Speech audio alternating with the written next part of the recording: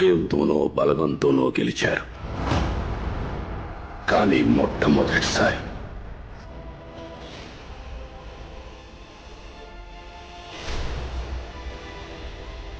ఒకడు సంకల్పంతో గెలిచాడు. జగన్మోహన్ రెడ్డినే నేను. వాళ్ళ ఆయుధం ధైర్యం. పాలిటిక్స్ లో ఉండాల్సింది ధైర్యం ఉండాలి. రేంబగళ్ళు కొండ మీద నుంచి సముద్రాన్ని కావలి కాసేవాళ్ళు. దేశాన్ని ప్రోగ్రెస్ పార్టీని శాసించిన మేడం, 40 ఏళ్ల రాజకీయ చాణక్యుడు చంద్రబాబు బతికుండి కూడా తమతో పాటు తమ కొడుకుల్ని గెలిపించుకోలేకపోయారు. కానీ నువ్వు భౌతికంగా లేకపోయినా నీ కొడుకుని సమర్థుడైన నాయకుడిగా గెలిపించుకున్నావై.